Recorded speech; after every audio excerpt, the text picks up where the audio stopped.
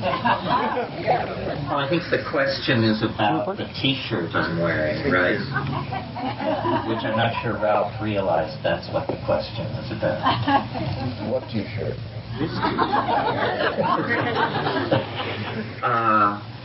Well, I'm not a Buddhist, but I'm interested in the knot of eternity because another way of thinking of it is it's the nexus of connectivity. It's a place where everything is cotangent, as the mathematicians say. Everything is connected. And I think that's the place that we're growing toward. That's what all the complexification in biology and culture is about, is this mysterious, super-connected dimension that lies ahead of us in the future. So that's what that's all about. Along those lines, can you address the fascination we have with years ending in zeros and millennialism and certain Christian fascination with the end of the world, please? The question is, can we address the certain fascination that people have with years ending in 3 zeros and stuff like that?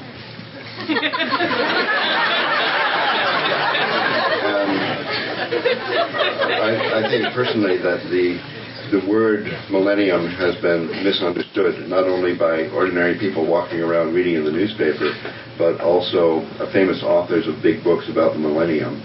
And it doesn't really have anything to do with the number. But certainly numbers have a fascination, but I think that the fascination with the year 2000 is just a bunch of hype. And I don't, but you know better than I do. I don't believe that people are fascinated by the year 2000 under the heading millennium. But let me just ask you, how many people are fascinated by the year 2000? See, Terrence and a few followers.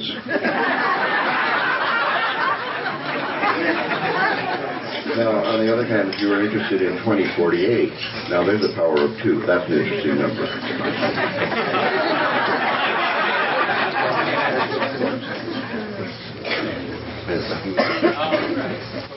The question is about an idea we discussed yesterday concerning bifurcations in general, a mathematical notion, and the possible emergence of a new species.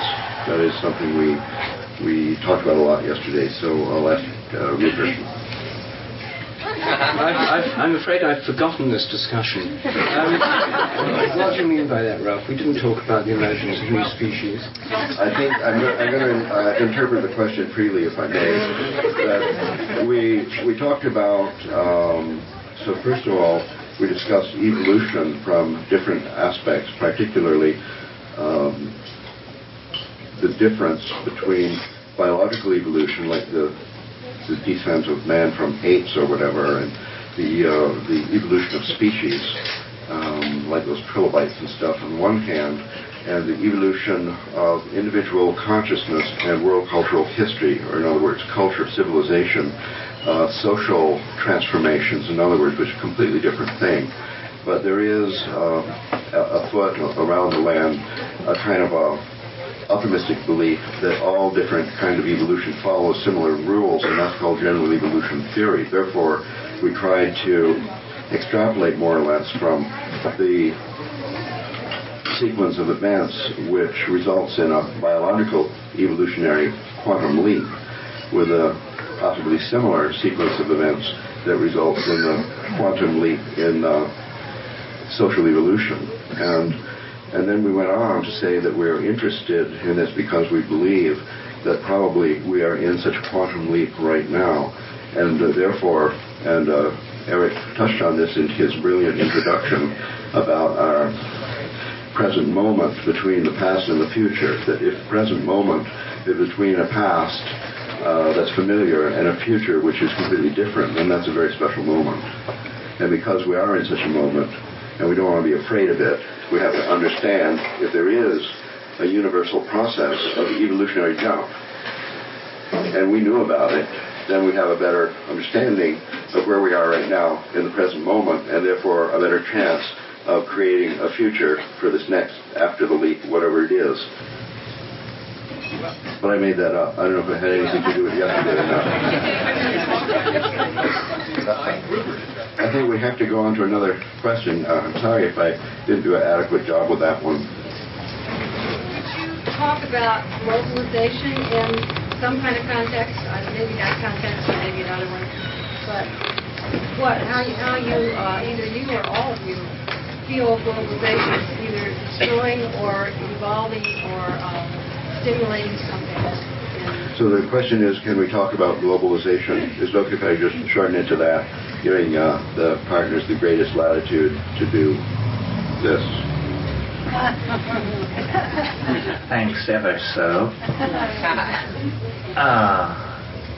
Well, I mean, globalization means change. It means boundary dissolution. On one level, it means the creation of a global monoculture of values, which is certainly less rich than a culture of aboriginal and unique human societies.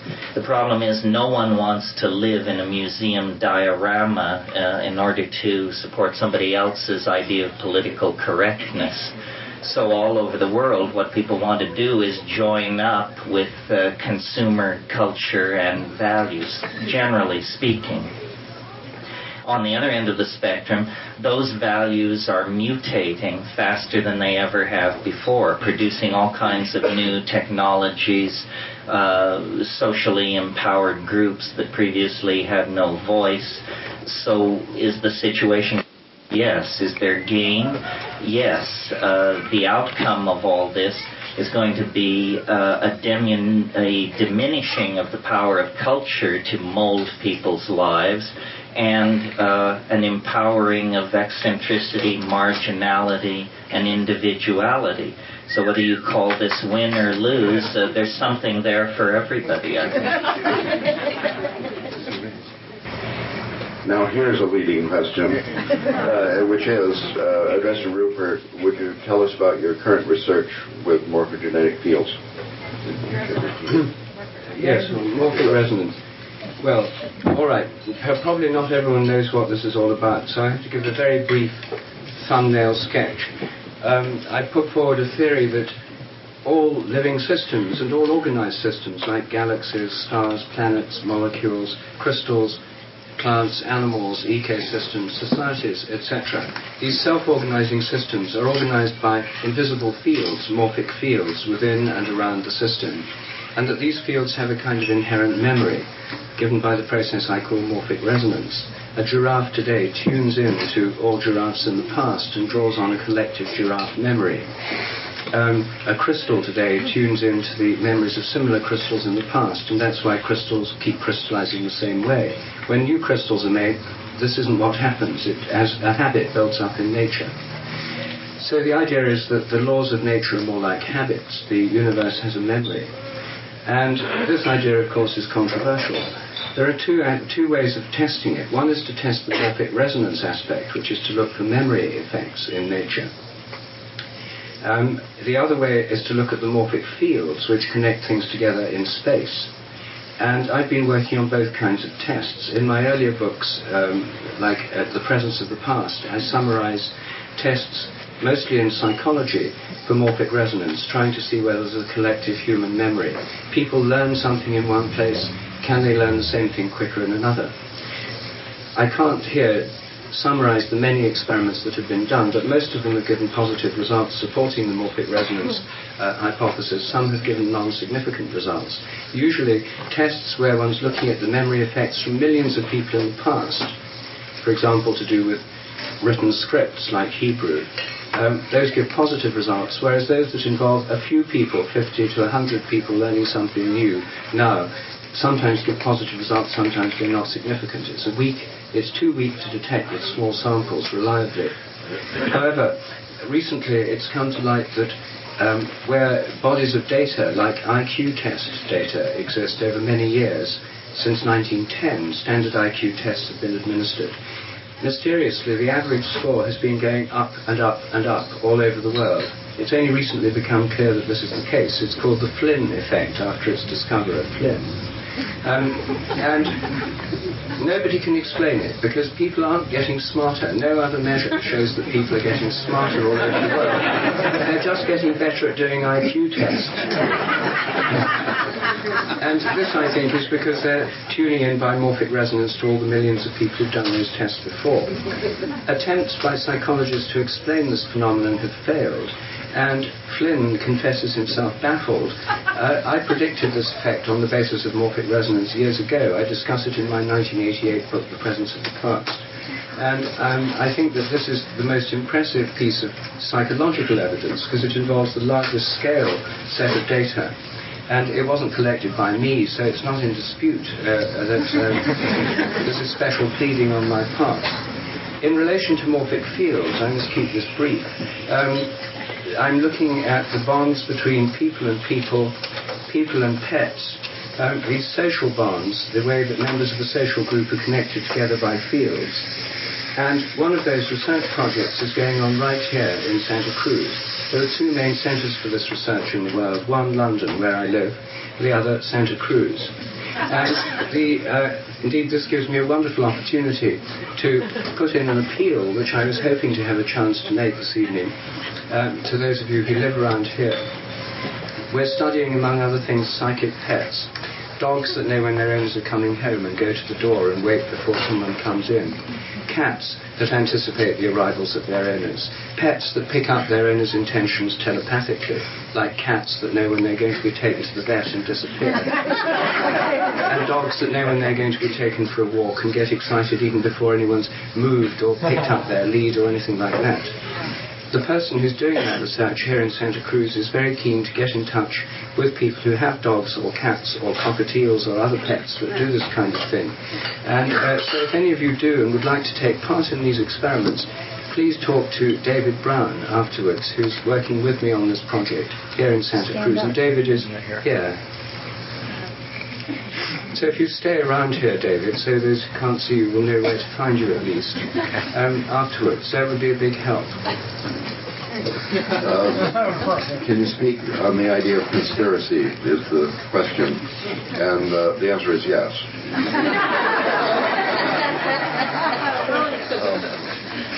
This might be an opportunity for sort of a mini log. Yes. I think. Possibly. Future. Is that a yes or a no? It's a cautionary note. Well, I think this is the kind of subject on which Terence has most to say. So I think we should let him start. Well, I may have the most to say. I'm not sure it's what you want to hear. Conspiracy theory generally seems to me to be, it flattens reality. It betrays its true complexity. The great successful conspiracies, the Catholic Church, capitalism, the Communist Party of China, Zionism, these things don't call themselves conspiracies. They call themselves historical social movements. If you bill yourself as a conspiracy, it's almost dead certain that whatever you're about, it's of no consequence. I think there's a tendency to not think as clearly as we might, because the current reigning paradigm of political correctness, which is relativism, dictates that we never criticize each other, no matter how preposterous and ontologically unanchored our vision of the world might be. So, the task of discerning shit from Shinola looms very large at the end of history. And one piece of advice, and then I'll let this subject go. If you're confronted with extraordinary claims of pro bono proctologists from other star systems, unannounced house calls, or stuff of that ilk, the face on Mars, so forth and so on, Palladian channeling, the way to handle this stuff is thoroughly check out the messenger.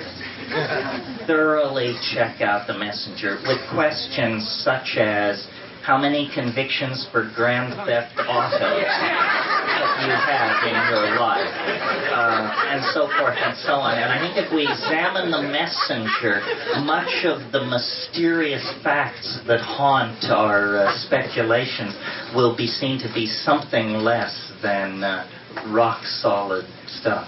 Gimme the No, the same thing can't be said for DMT. DMT is not an idea, it's not a position, it's an experience. If you want to know what DMT is about, get some and smoke it. It is unambiguously what it is. Ideas are the truth. You can kick the tires. You can look at the odometer. The truth doesn't need spin doctoring, advanced men, hybola, promo, or advanced publicity. And things which do require that are usually bogus.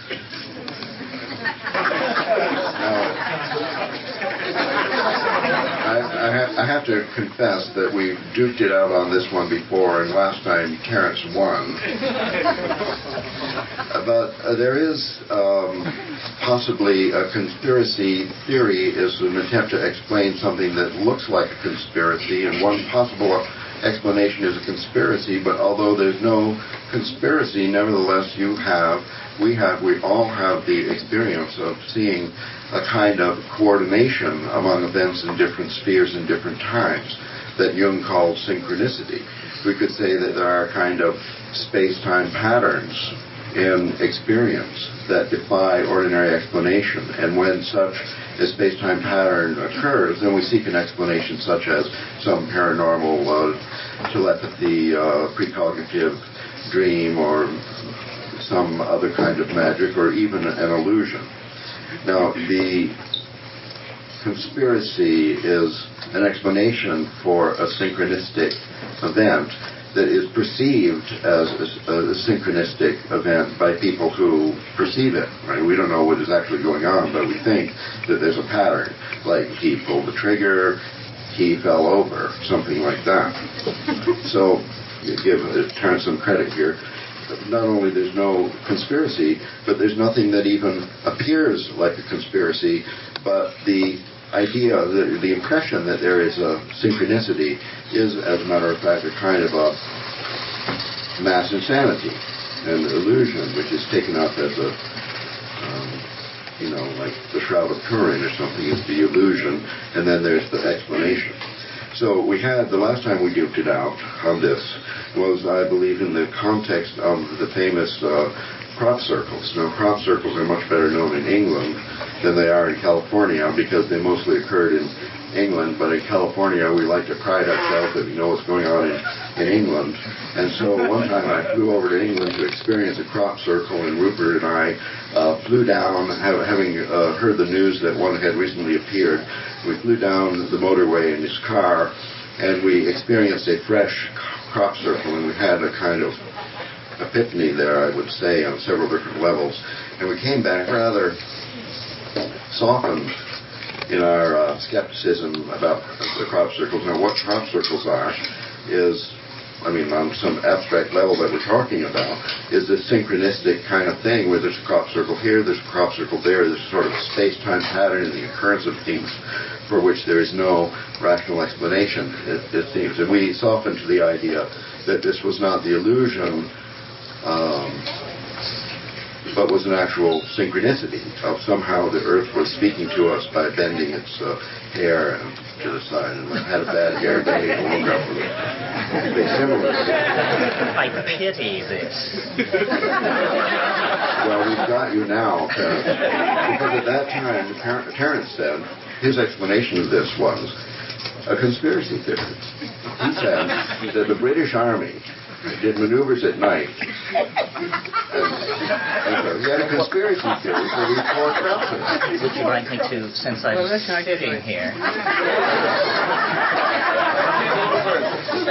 What I actually said was, since the British air defense authorities did not seem alarmed by the crop circles, that they must know more than we do, because that part of England is scattered over with NATO bases, thermonuclear weapons depots, and I don't think MI5 would be tolerating a penetration of British airspace without at least investigating it. As far as the crop circles are concerned, I cornered an expert on these matters, John Michel, who's no hard-edged reductionist, and I asked him, I said, John, what's going on in southern England? And after hemming and hawing, he said, rural British fun. And I think that is what's going on. Again, if you want to understand the crop circles, go to Devon and drink in the bars and read the bulletin boards and listen to what the locals are saying. And if you can survive that experience with your belief in the extra normal origin of crop circles, then my family has a bridge over the Hudson River that we will sell you cheap. First of all, I should add one detail Ralph left out about this epiphany in the crop circle. We went, my wife Jill Peirce, Ralph and I went to see it. We got a bit tired walking around. There were lots of crop circles, and when we were in the middle of the newest one, we felt like a rest. We'd been walking, it was a hot day. We lay down in a sort of threefold spoke pattern around the centre of the circle just for a short rest. And no sooner had someone commented, what a quiet day it is, how we could actually be making this and no one would know, when there was a distant buzz in the air. A helicopter came nearer and nearer, then descended over the crop circle and circled round above. On the side of it we read the single word, police. And shortly afterwards the helicopter landed, police cars approached with sirens blaring from all sides, and we were arrested. They thought at last they'd found the crop circle perpetrator.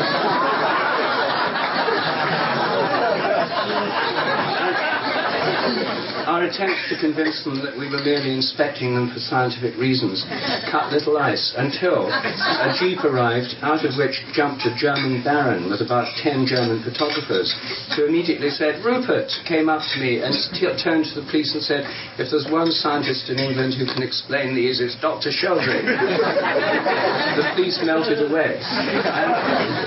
However, we had a discussion about crop circles, Terence's conspiracy theory and so on, in our first volume of trialogues. You can read it there, you can see a picture of one. After that, John Michel and I together organised what we thought would be the definitive experiment to get to the bottom of this, an essay in literal grassroots research.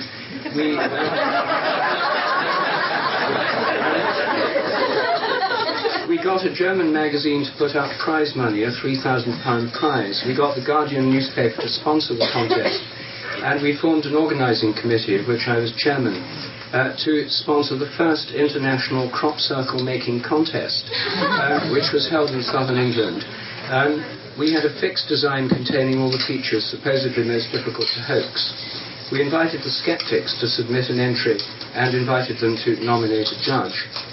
They refused, on the grounds this was a set-up. No one could possibly make a circle of such complexity that we'd loaded the contest.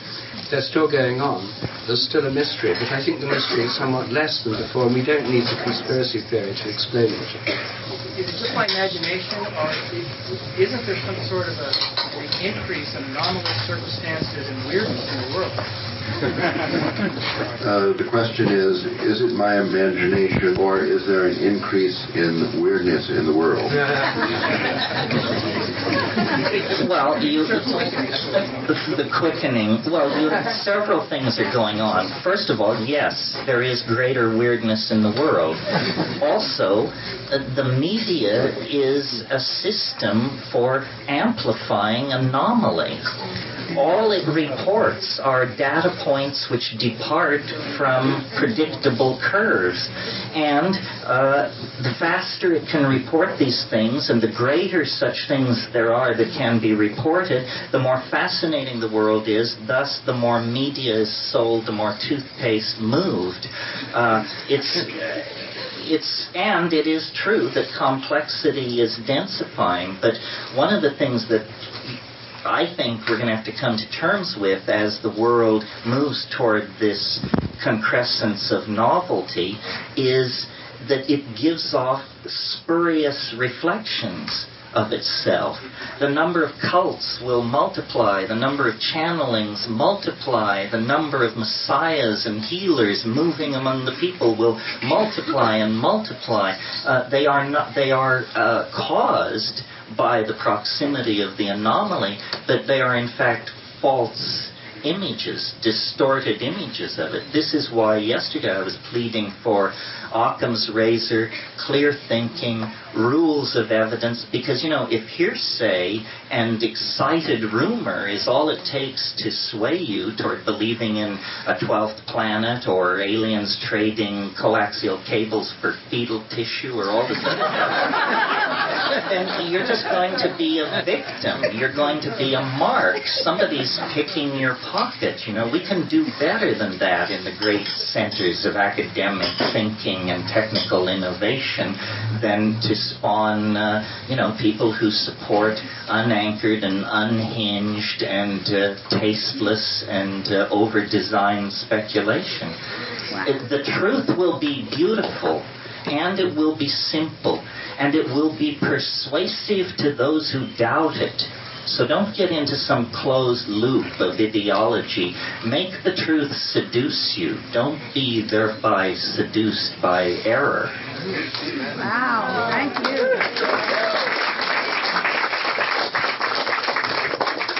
Would you address the quickening part? Yeah, I'd like the Rupert to speak on. There's the morphogenetic grid ley lines in England, the Akashic records, which is the universal mind of memory in the universe, and the paradigm shift and the harmonic convergence, and interdimensional walls growing thinner and thinner, Gerald Light and Nikola Tesla. Everybody could hear that, yes, is okay? Well, there's a lot of questions here. Let me start with the harmonic convergence, August 1987, I believe it was. I remember it well because I was invited to a gathering in Glastonbury, England, to celebrate this turning point in human consciousness. And although I'd met Jose Arguelles, with Terence probably, the significance of it wasn't at all clear to me. And so when I arrived there, I asked the organisers of this event, what's the program? And they said, well, first we're having the talk on the significance and meaning of the harmonic convergence. And so I'm delighted. I said, I'm really longing to hear what that is. And I said, who's giving the talk? And they said, you.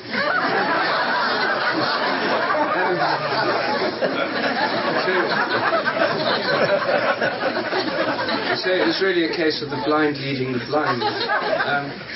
So I can't say very much about that. Now, the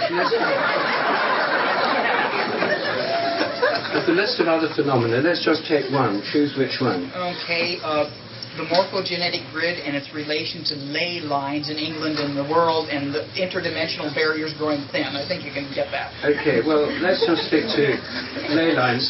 There are these...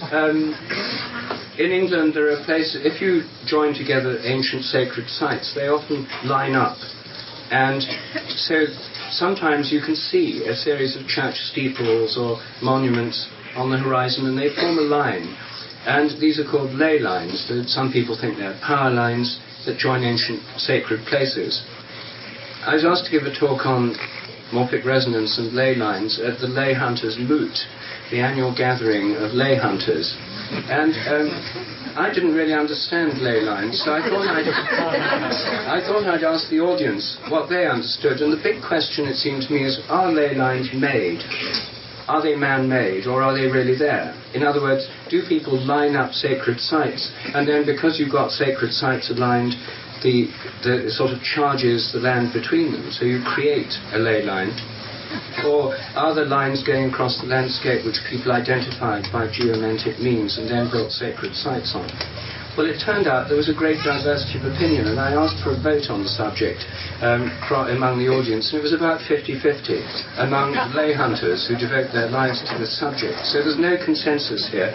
And of course, those who'd like to bring about a consensus will say, well, couldn't it be both? Yes, it could. There could be features of the landscape, geomantic features of the landscape, peculiar powers of places which people were able to recognize in methods not unlike those of Feng Shui today. We know that in Europe people practiced the same kind of thing. They could pick out special places, and it's probably the case they also tried to align sacred places to create these systems. One is the St. Michael line, going from the west of Ireland right through to Delos and through to Carmel in Israel or Lebanon or wherever it is. It goes right through Europe, and it goes through some of the most significant and important sacred places. John Michel has written books on this subject. They're probably in this store somewhere. But the question as to whether they're made, how they're created, and what the significance of these geomantic power spots is, I don't know the significance of this and how it might line up with other spots on the west coast or elsewhere. But I think if one's interested in geomancy and so on, Santa Cruz is quite a good place to begin. The request for an update on the timeline. Well, very briefly, the novelty theory still predicts that this anomalous singularity of connection will occur in 2012 at the winter solstice, congruent to the end of the Mayan calendar. The mathematics were thoroughly attacked a couple of years ago by a young British mathematician named Watkins, and brilliantly defended by an American mathematician named John Sheldrake. In the course of that contretemps, I had to admit that I had made errors in the original scoring method by which I derived the wave, and when those errors were corrected, the values shifted on approximately 3%. So it wasn't a knockout punch. In fact, for all but the aficionados, this is a mathematical detail that they need never brush up against. Bottom line, novelty theory is mathematically more robust than ever and continues to predict the increasing levels of connectivity and novelty leading to some kind of encounter with a singularity approximately 14 years in the future. This is all in my books and writing and is supported by Mac and PC-friendly software that you can see at my website. Thanks for asking. How many? Adrenaline-increasing activities. Adrenaline-increasing activities is a result of the human race not being evolutionary ready for the sedentary lifestyle that we have.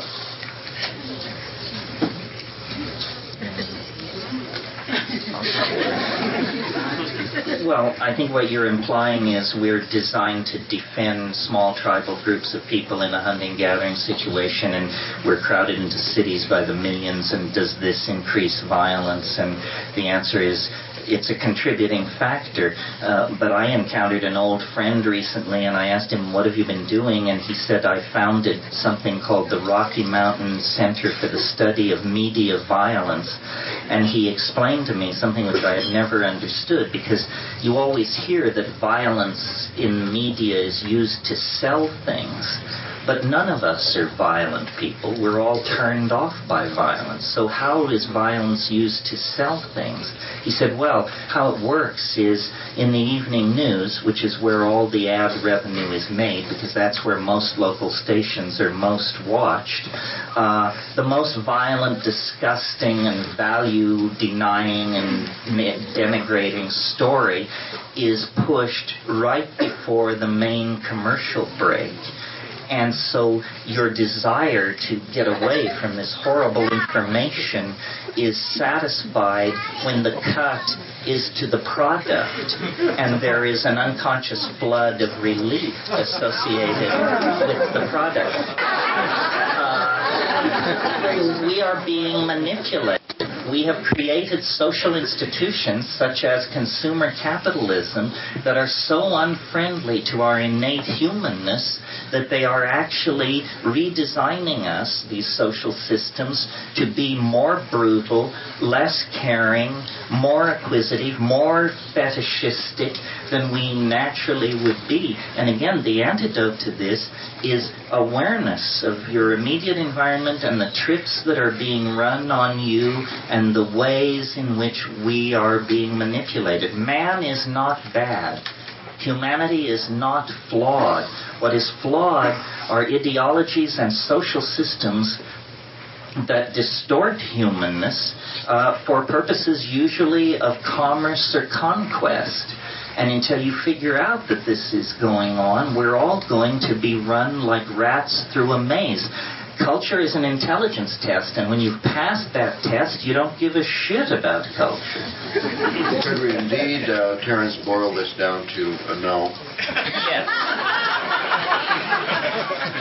Well, I think that Terence's McLuhan-esque theory is more or less correct, but it doesn't answer the question. The question is, do we need more or less, if I can paraphrase again, in order to have a peaceful, cooperative, planetary society in the future, do we need some kind of evolutionary leap or not?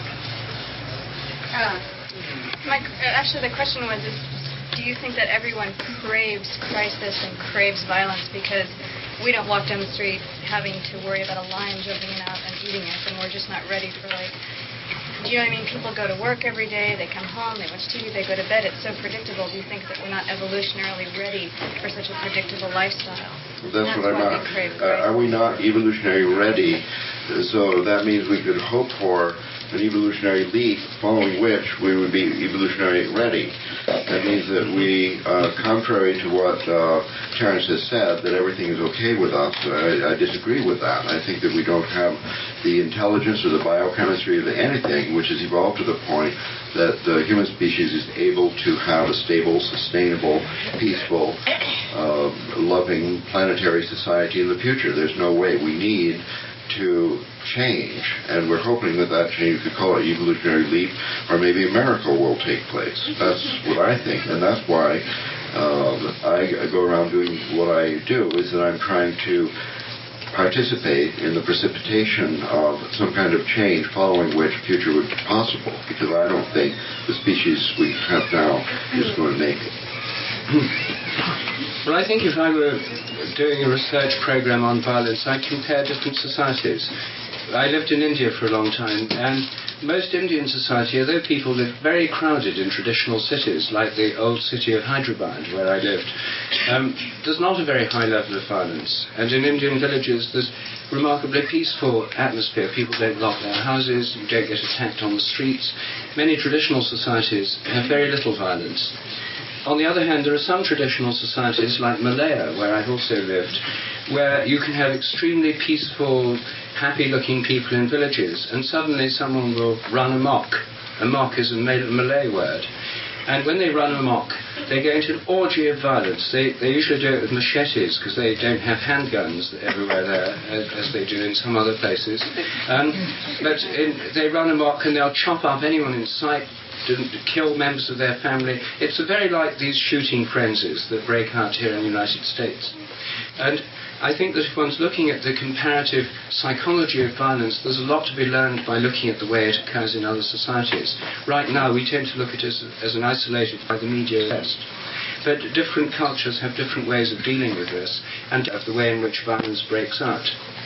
I was in Portugal recently, and I was staying in a hotel overlooking a large structure, round structure, and I thought I'd go and have a look what it was. It turned out to be the local bull ring, and there was a big poster saying University Bullfight Week and the Catholic University of Lisbon versus something else. These universities field their own bullfighting teams.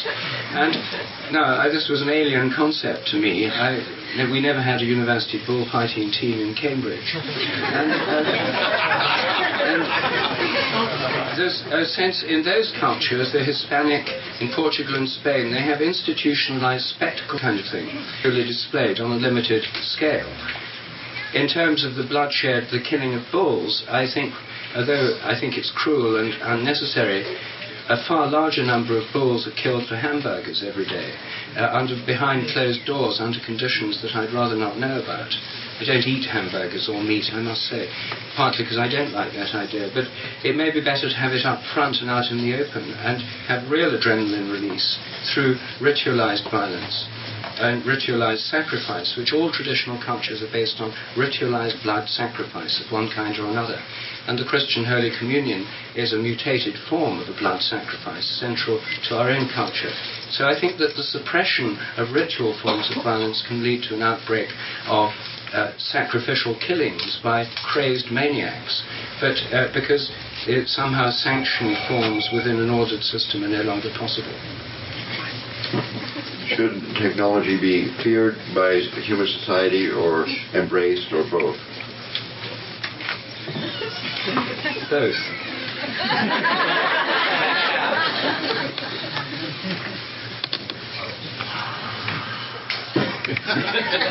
Well, it's not a good idea to fear anything. Technology is prosthesis. Technology is tools. We've always been defined by our tools. There is nothing about us that would be human if it weren't for our tools. Language is a tool, the cutting edge is a tool, social organization is a tool. Marceliade wrote a book called Shamanism, The Archaic Techniques of Ecstasy. Shamanism is essentially a technology. I think we should simply take it as given that we are the kind of creature that downloads its ideas into matter and thereby creates a history for itself out of the consequences of that act. And fear is not appropriate. Consciousness and attention to the effects is appropriate. Well, we have over 1 million years of dependence on technology, so there's not much we can do about it now. Given the new research in genetic biology, is it possible to create a human ideal for the future and bypass evolution? Can we clone people? No, not can we clone people. Genetically engineer people, And bypassing evolution to create the future. The aim of breeding a super race of people using standard techniques was called eugenics, and it was very fashionable among geneticists in the earlier part of the century. It got a very bad name when it was applied on a large scale by Hitler in order to produce a master race by having stud farms of blonde women, SS officers and so on, to produce a new master race of perfect Aryan specimens. Eugenics went out of fashion after the Second World War precisely because of its abuse by the Nazis and by others. It's reared its head again in a modern form in the context of genetic engineering, as you rightly point out. There are some people in the genetic engineering world who are fanatical eugenicists, who think they can purify and uplift the human race.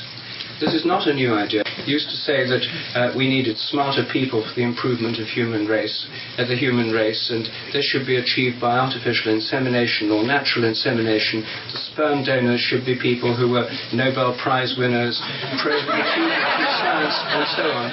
Sir Julian Huxley was an example of that kind of eugenicist. When he described the ideal sperm donor, it was remarkably like Sir Julian Huxley.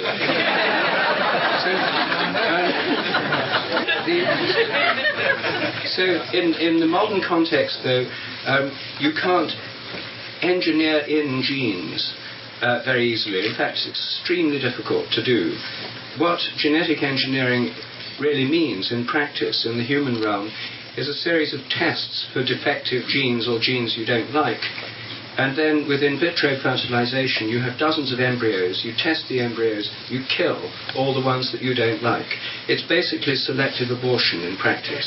And with amniocentesis and selective abortion for Down syndrome and spina bifida, we already have this on a mass scale. They're trying to produce yet more effective methods of selective abortion using these modern techniques of genetic diagnosis.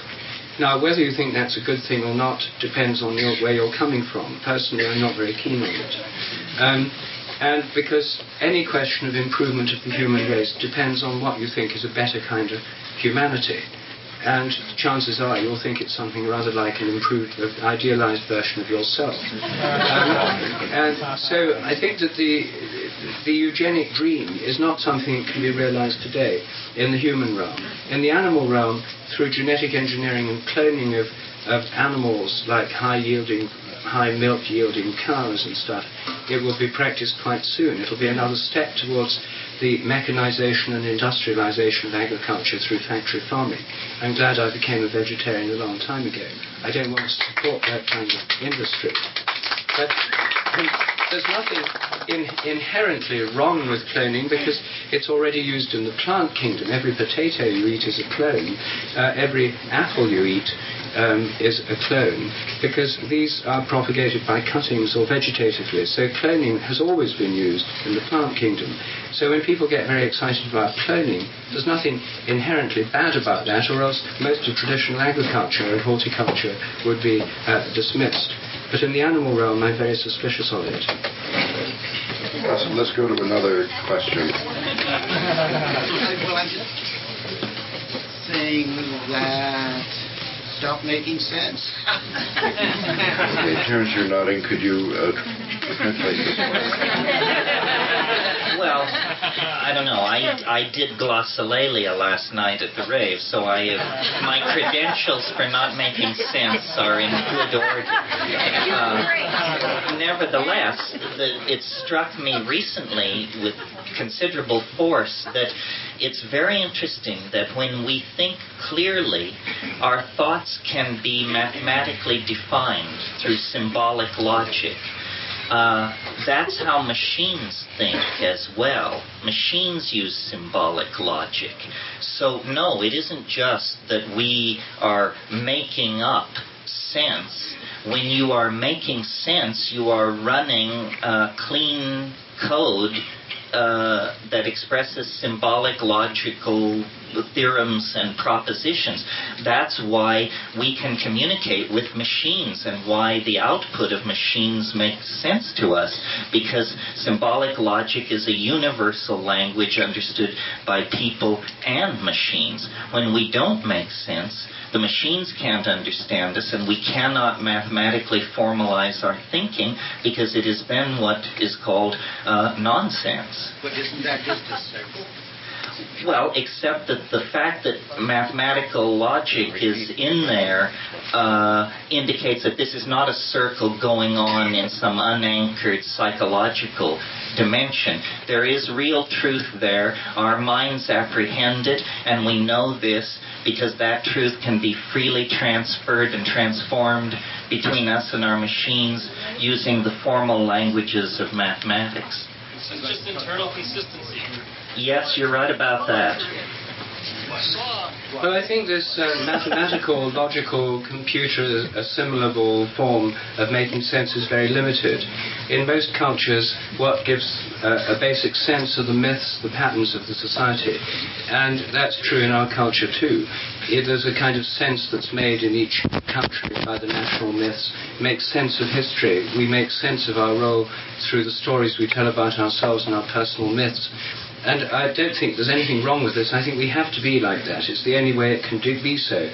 In science, paradigms, models of reality are what makes sense of phenomena. If they fit into the paradigm, they make sense. To a lot of people in modern biology, DNA, genetic engineering, the bottom line from new products make a great deal of sense. It fits with all these paradigms. Whereas things like psychic pets don't make sense because there's no money in it, there's no research on it, it doesn't fit in to this mechanistic model of reality. And there are many scientists who would totally dismiss the very possibility, in spite of the fact that many pet owners experience these abilities on a daily basis. So we can see many examples of what makes sense and doesn't make sense, and it depends on your map. Terence will hasten to add that not all maps or models are equally good, and I would agree with that. We have to look at them, we have to test them. And in science, one of the points of science is testing different models or theories of reality to see which makes the best sense in accordance with what actually happens. But you can't usually know till you've done the experiment, at least if they're plausible hypotheses. The best sense that I have is that it's time to stop.